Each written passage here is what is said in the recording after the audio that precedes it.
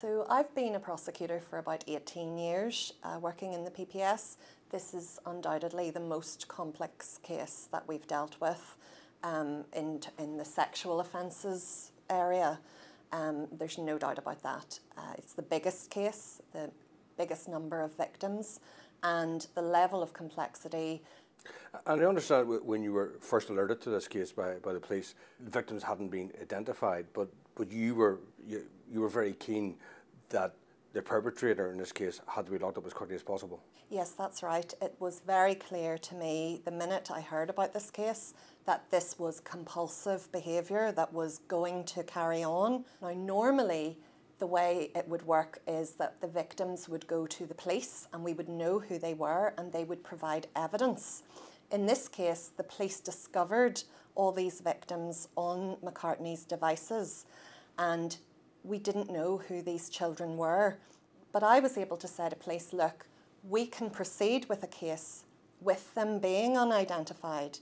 It is important to identify them for their own safeguarding, and then if we can get evidence, all the better. But we can build a case with these children being unidentified, and we can use their social media handles in the charges, and that's what we did. We worked towards building enough of a case in spring 2019 that we could get him remanded into custody and stop the behaviour, because that was the most important thing. You were eventually able to identify 70 victims, including, of course, Cimmaron Thomas, the 12-year-old American girl.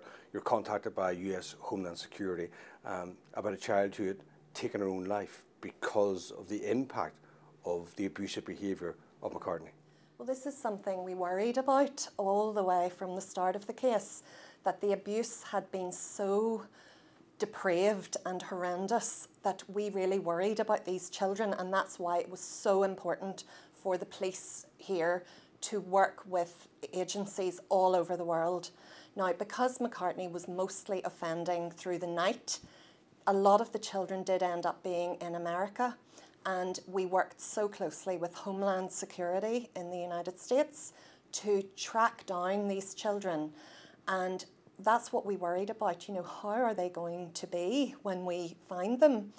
And our worst fears were realised really when we found out that this little girl had taken her life. But our first thoughts were, can we link this to the abuse? And if so, can we get justice for her? Can we hold him accountable?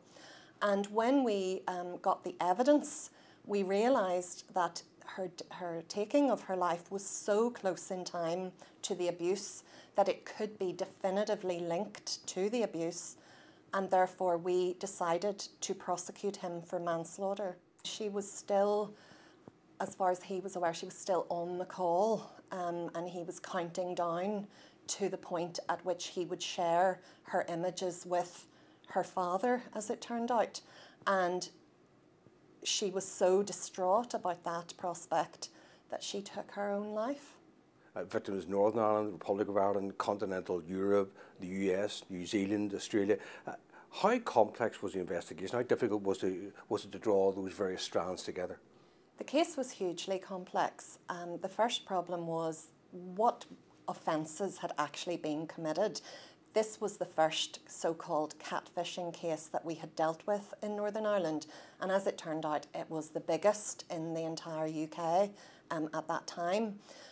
So we had to figure out, could we prosecute McCartney for blackmail of these children? Now, blackmail normally involves tangible property. It's obtaining property by menaces. Were digital images of child abuse property?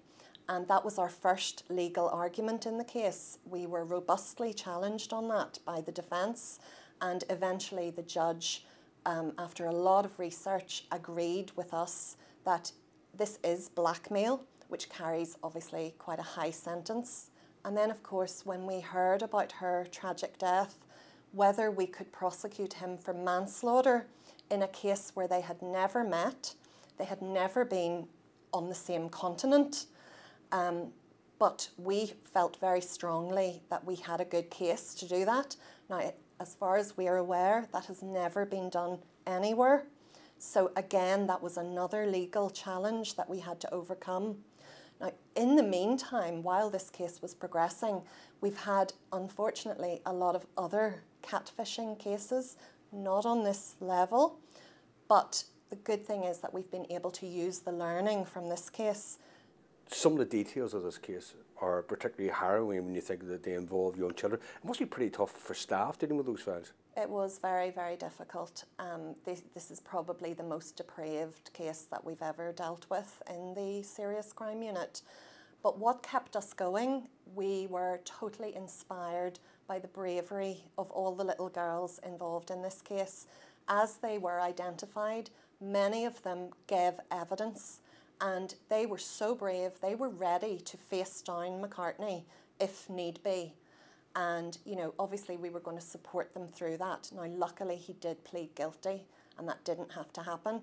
But that is what kept us going, the bravery of the little victims. In terms of catfishing and the harm it can do to children, clearly there's a need for society, from politicians and schools and everyone else, to do more to highlight what this is, the dangers of it and how to avoid it.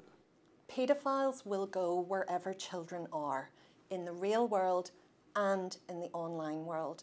And we would just implore everybody who cares about children, the mums and dads and grannies and granddads, please speak to the young people in your life and please warn them of the dangers of going online and speaking to strangers, because you just don't know what the consequences could be.